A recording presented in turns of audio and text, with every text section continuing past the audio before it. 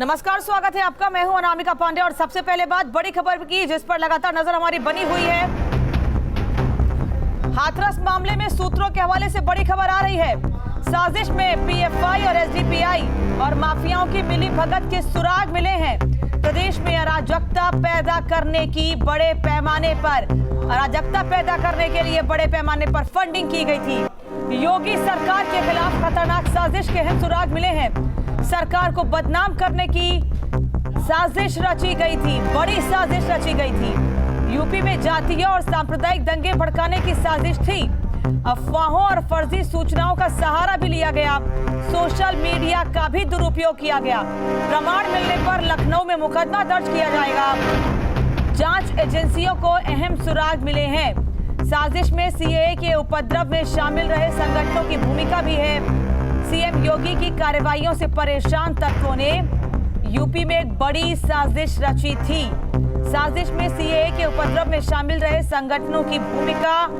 CM योगी की कार्रवाइयों से परेशान तत्वों ने साजिश रची। पीड़ित लड़की की जीप काटे जाने की अफवाह उड़ाई गई। पीड़ित के अंग भंग करने की अफवाह उड़ाई गई।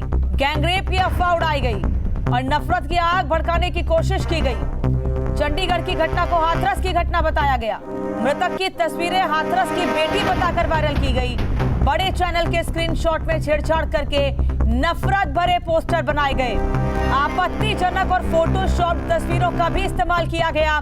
यूपी साइबर सेल ने इस मामले में धरपकड़ कर की है और कई टीमें इसके लिए लगाई गई हैं और सबूत के तौर पर कई ऑडियो टेप भी सामने आए हैं। नेताओं के साथ ही कुछ पत्रकारों की भी इसमें आवाज है। पीड़ित परिवार को भड़काने के लिए बड़ी फंडिंग हुई है। पीड़ित परिवारों को 1 करोड़ तक का लालच दिया गया है। हिलाल नकवी कांग्रेस के प्रवक्ता इस वक्त हमारे साथ जुड़े हैं। नकवी साहब, आप तक मेरी आवाज अगर पहुंच रही है तो एक बड़ी साजिश की बू आ रही है इस पूरे मामले में, हाथरस के मामले में। आप क्या कदम उठाएंगे आप लोग? अभी बहुत इनिशियल जो भी बात चल रही है वो है, इसके अंदर क्या है, सरकार का उत्तरदायित्व बनता है कि अगर इसके पीछे कोई साजिश है तो उसका वो पूरी जांच से करें और पब्लिक के सामने लेकर के आए कि कौन साजिश कर रहा है, किस तरह की साजिश हो रही है। उन लोग इसमें इन्वॉल्व है। निश्चित रूप से ये सरकार का उत्तरदायित्व बनता है कि पूरा का पूरा मामला जो है वो जनता के सामने लेकर के आए। लेकिन जिस तरीके से इस पूरे मामले में सियासत की गई, इस पूरे मामले में ये दिखाने की कोशिश की गई कि कुछ राजनीतिक पार्टियों से बड़ा हितैषी इस परिवार का कोई नहीं है।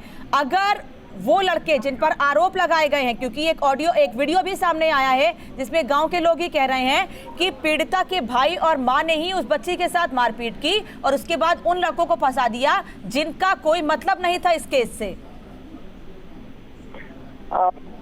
जांच हो रही है, सीबीआई को ये जांच जो है रेफर कर दी गई है और निश्चित रूप से जहां तक कि राजनीतिक दलों का सवाल उठता है तो क्या कहते हैं कि इस तरह से महिलाओं के साथ बदतमीजियां होती रहे, उनके साथ इस तरह से कुकर्म होता रहे और राजनीतिक दल खामोश रहे। साहब क्या हाथरस में ही बदतमीजियां हुई हैं? मैं ये नहीं कहती कि उत्तर प्रदेश में जो हो रहा है वो ठीक है। मैं ये कह रही हूँ कि केवल एक मामले को लेकर राजनीति क्यों की जा रही है? लड़कियां सब बराबर है, बेटियां सब बराबर है, किसी के साथ कुछ भी होगा, न्याय की मांग करनी चाहिए। इसका जवाब तो दिए कि आखिर एक चीज क्यों कवरेज है, आपकी जगहों पे क्यों नहीं कवरेज है? बलरामपुर का कवरेज क्यों नहीं, आजमगढ़ का कवरेज प्रेस क्यों नहीं कवर कर रही? इसका सवाल का जवाब आप लोग भी दे सकते हैं। क्या कारण है कि आप इस चीजें की कवर कर रहे हैं? हम जवाब को आपसे पूरी तरह से देखा कर रखा है। अच्छा, आखिर क्यों और कौन इतनी बड़ी साजिश को अंजाम दे रहा है? क्यों इस तरह से सरकार को बदनाम करने की कोशिश की जा रही है? क्या पिछले दिनों जो कदम सरकार की ओर से उठाए गए हैं, जो माफियाओं पर कार्रवाई की गई है, जो असामाजिक तत्वों पर कार्रवाई की गई है, क्या इसलिए बदनाम करने की कोशिश हो रही है? कौन है इसके पीछे, क्या लगता है आपको? हमको लगता है कि सरकार जो है वो इतनी ज्यादा निठल्ली नहीं है, इतनी कमजोर नहीं है कि उनके खिलाफ इस तरह से साजिश की जाए वो हाथ पे हाथ करके बैठे रहे। ये सरकार का उत्तरदायित्व बनता है कि अगर साजिश हो रही है तो उसका भंडाफोड़ करें और अब साजिश नहीं हो रही है, कोई और नई साजिश रची जा रही है, उसको भी सरकार को ही सामने लाना। धन्यवाद नकवी साहब जुड़ने के लिए, समय देने के लिए। तो उनका ये कहना है कि सरकार को अगर बदनाम करने की कोशिश हो रही है तो सरकार को इस मामले में जांच करवानी चाहिए, और सीबीआई जांच कर रही है, दूध का दूध पानी का पानी हो जाएगा। अगर साजिश है तो सब कुछ सामने आ जाएगा, सब साफ हो जाएगा। अविनाश इस वक्त हमारे साथ जुड़े हुए हैं। अविनाश, आपके साथ कांग्रेस के प्रदेश अध्यक्ष मौजूद हैं, आप उनसे बात करने वाले हैं। बिल्कुल अनामिका, देखिए आपसे थोड़ी देर पहले अजय कुमार लल्लू ने यहाँ पर प्रेस कॉन्फ्रेंस की और इन्होंने मांग की है कि चूंकि पीड़ित परिवार का ये कहना है कि पूरे मामले की न्यायिक जांच होनी चाहिए, तो कांग्रेस की भी वही मांग है। लेकिन जिस तरीके से सूत्रों के हवाले से जो खबर आ रही है कि इसके पीछे एक बहुत बड़ी साजिश थी, मैं उस सवाल पर आऊँगा। अजय जी, एक खबर अभी आ रही है कि जो जाँच एजेंसियाँ हैं और जो उनकी जाँच चल रही है उसमें ये बात सामने आई है कि इसमें PFI, SDPI और भीम आर्मी जैसे कुछ संगठनों के नाम सामने आए हैं और एक माहौल खराब करने के लिए साजिश की बात कही जा रही है। इस पर क्या कहेंगे आप लोग? देखिए, पूरे मामले को गुमराह करने की साजिश है। सरकार ने न्याय देने के समय तो न्याय दिया नहीं, इलाज के लिए बेटी तड़पते उस समय इलाज नहीं करा पाई। एक और 45 पन्ने का रिपोर्ट अलीगढ़ मेडिकल कॉलेज का वायरल हो रहा है, जिसमें उस पीड़िता के साथ गैंग रेप की पुष्टि है। आखिर उस सच को क्यों छुपाने का प्रयास ये सरकार कर रही है? केवल छोटे कर्मचारियों पर कार्रवाई करके क्या संदेश देना चाहती है?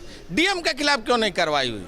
उत्तर प्रदेश में जहां रोज 11 रेप के मामले दर्ज होते हों, जिस प्रदेश में बेटियां दुराचार के बाद एसिड से जलाई जा रही हों, जिस प्रदेश में बेटियां दुराचार के बाद सिगरेट से जलाई जा रही हों, जिस प्रदेश में बेटियां दुराचार के बाद अग्नि के हवाले की जा रही हो, उस प्रदेश में कानून व्यवस्था का क्या सच है? इसी सवाल पे आऊंगा, क्योंकि भाजपा ये सवाल खड़े कर रही है कि अगर आप लोग हाथरस जाते हैं तो प्रदेश में कई ऐसी घटनाएं हुई हैं। बलरामपुर में एक पीड़िता की मौत हो गई गैंगरेप की वजह से, चूंकि वहां पर जो आरोपी थे एक धर्म विशेष के थे, इस वजह से जो कांग्रेस के नेता हैं वहां जाने से कतरा रहे हैं। देखिए, कल भी ये सवाल आपके एक रिपोर्टर ने पूछा था और मैंने बड़े स्पष्टता के साथ कहा था कि मेरा एक डेलीगेशन गया था, वहाँ कांग्रेस पार्टी के जिलाध्यक्ष के नेतृत्व में न्याय की लड़ाई चल रही है।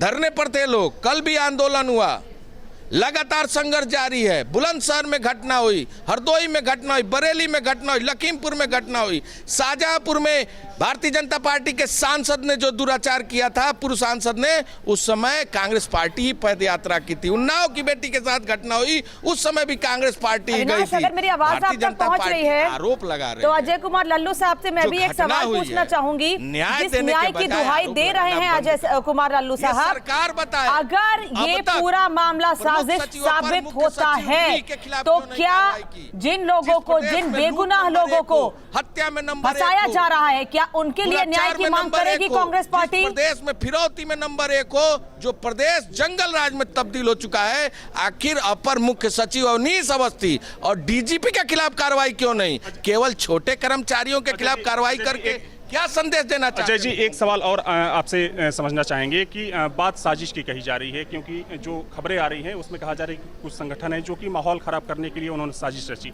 अगर मान लीजिए साजिश की बात सामने आती है तो तब कांग्रेस पार्टी क्या करेगी? कांग्रेस पार्टी कहाँ खड़ी रहेगी? देखिए, मैं बड़ा स्पष्ट कर दूं, सरकार की मंशा ही सवालों के घेरे में है। सीबीआई जांच की संस्तुति दी सरकार ने। मैनपुरी की एक नवोदय की बेटी जिसके साथ घटना होती है, हत्या हो जाती है, आज भी उसके माँ बाप रो रहे हैं, बिलख रहे हैं। सीबीआई जांच की संस्तुति हुई थी, कहाँ है उसका जांच? केंद्र सरकार ने आज तक संस्तुति नहीं दी। यूपीएससी में भ्रष्टाचार का मामला था, सीबीआई जांच की सिफारिश थी, कहाँ है वो जांच? सीबीआई जांच पे भरोसा नहीं है कांग्रेस पार्टी। पूरी तरह ये सरकार गुमराह कर रही है, कभी एसआईटी कभी सीबीआई। जितने एसआईटी के जांच हुए वो मामले आज तक ठंडे बस्ते में हैं। इस तरीके की जांच की मांग आप लोग कर रहे हैं? पहले दिन से मांग है। आदरणीय प्रियंका गांधी जी ने भी मांग की है कि सुप्रीम कोर्ट के जज के देखरेख में जांच होनी चाहिए। परिवार भी इसी जांच की मांग कर रहा है। डीएम के खिलाफ कार्रवाई होनी चाहिए। हमारी पूरी सहानुभूति है परिवार के साथ, जो भी गलत हो उसके खिलाफ कार्रवाई हो, गिरफ्तारी भी हो चुकी है। गांव के लोग ये कह रहे हैं, एक वीडियो सामने आया है, आपने भी देखा है उस वीडियो को, शायद लल्लू साहब ने भी देखा हो उस वीडियो को, और पूरी तरह कि किस तरीके से परिवार के लोगों पर आरोप लगाया जा रहा है। अगर आपकी बात वो सुन सके तो उनसे जरूर पूछेंगे, परिवार के लोगों पर ही आरोप लगाया जा रहा है, गांव के लोग आरोप लगा रहे हैं इस मामले में, क्या वो भी झूठे हैं?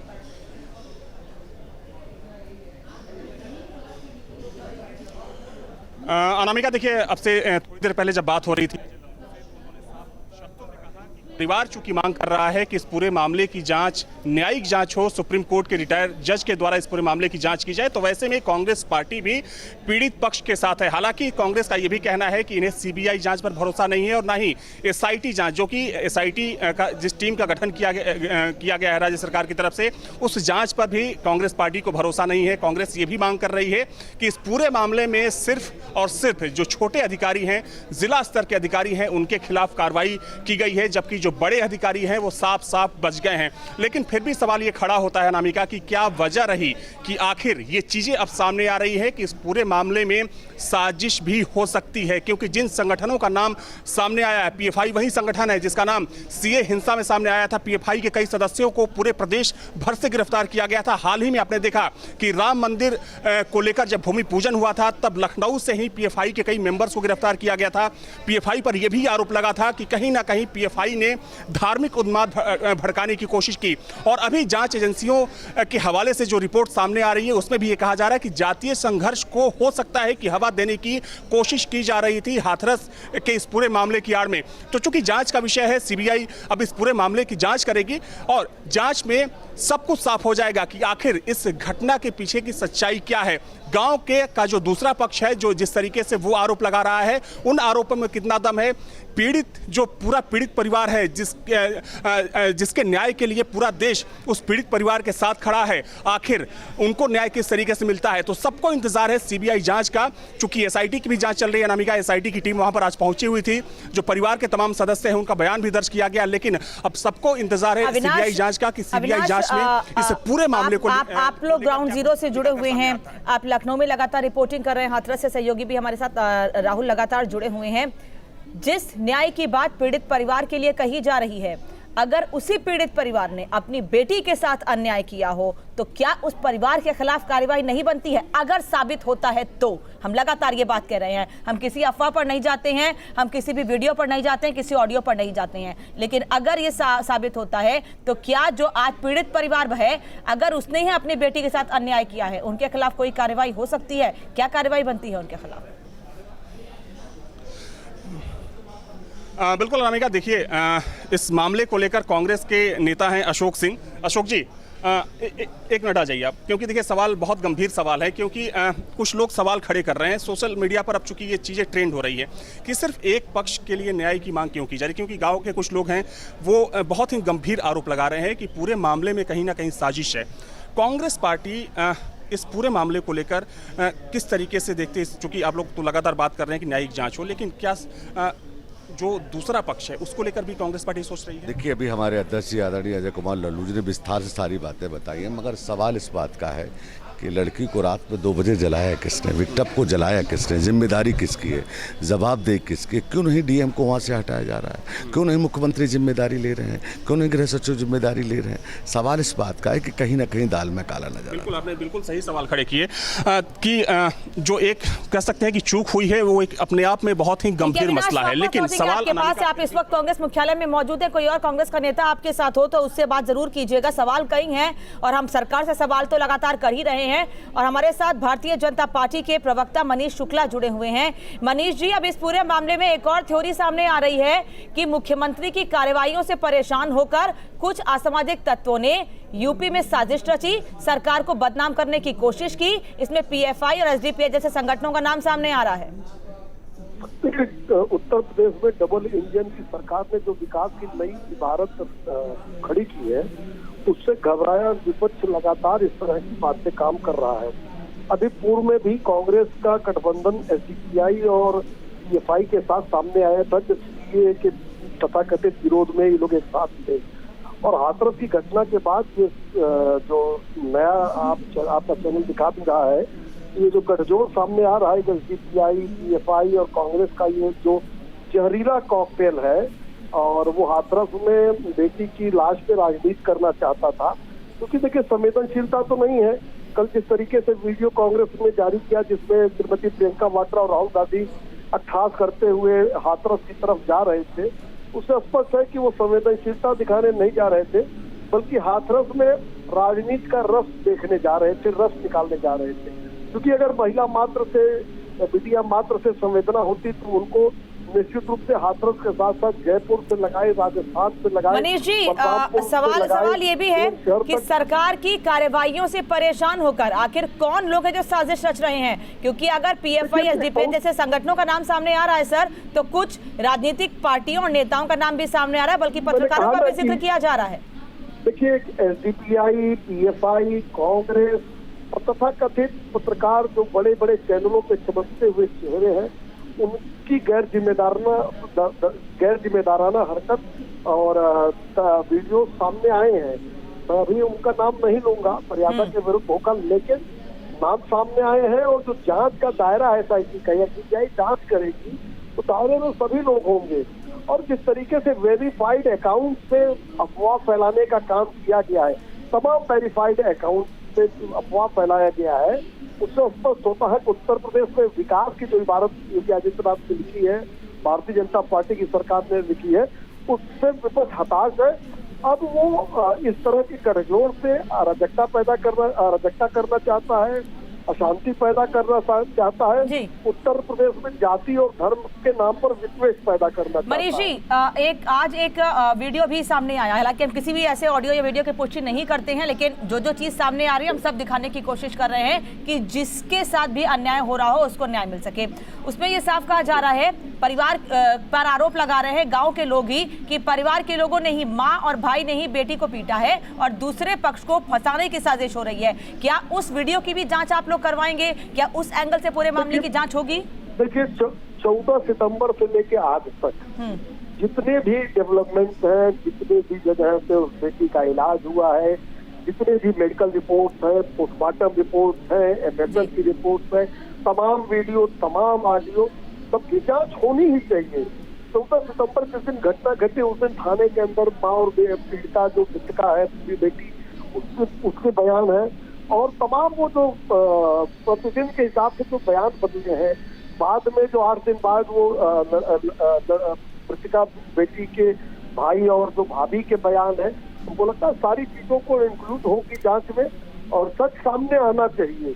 हमारी सरकार का स्पष्ट मानना है, हम कोई अशोक गहलोत की सरकार नहीं चल रही है जहाँ ये कहा जाए कि बेटी सैर सपाटे के लिए गई थी। हम चाहते हैं कि जांच हो और जांच में दूध का दूध, पानी का पानी आए, सामने आए, जिससे सभी के चेहरे बेनकाब हो, सभी के चेहरे सामने आने चाहिए कि जो लोग तथाकथित रूप से जिम्मेदार बनते हैं, उन लोगों ने कैसे प्रदेश और देश पे स्थिरता पैदा करने के लिए एक बेटी की लाश पे राजनीति की है।